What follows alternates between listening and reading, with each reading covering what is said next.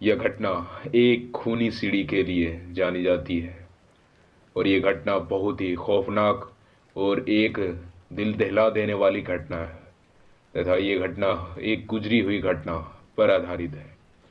उत्तराखंड के एक छोटे से गांव में एक पुराना और खंडहरनुमा घर था।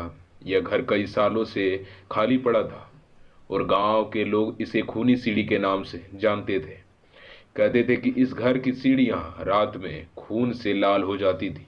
रमेश एक युवा पत्रकार था। इस अफवाह की सच्चाई जानने के लिए उस घर में एक रात बिताने का फैसला करता है।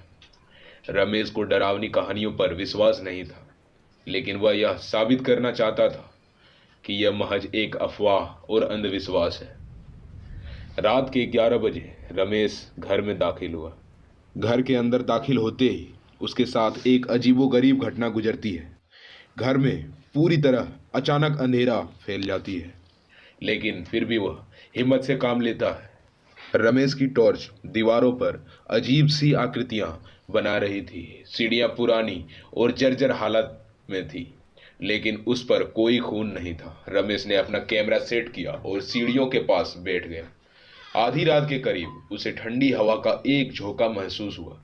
अचानक उसे लगा कि किसी ने उसके कंधे पर हाथ रखा है। जब उसने पलट कर देखा तो वहां कोई भी नहीं था। रात के 3 बजे अचानक सीढ़ियों से किसी के चलने की आवाज आने लगी। रमेश ने टॉर्च की रोशनी सीढ़ियों पर डाली और जो उसने देखा वह उसकी जिंदगी का सबसे खौफनाक पल था। सीढ़ियों पर खून की धाराएं बह रही थी।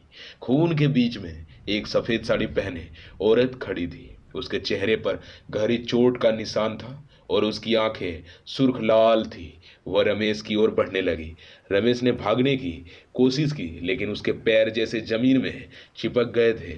औरत ने धीरे धीरे उसके पास आकर कहा, तुम भी मेरे जैसे ही यहाँ फंस जाओगे।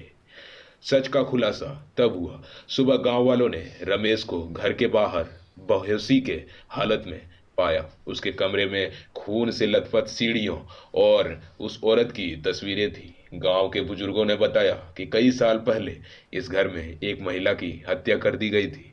वह न्याय की तलाश में भटकती है और जो भी उस घर में जाता उसे अपनी मौत के करीब ले जाती है।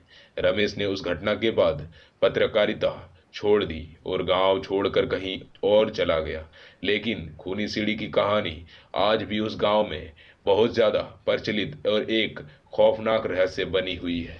यह कहानी काल्पनिक है और इसका उद्देश्य केवल मनोरंजन के लिए है। धन्यवाद।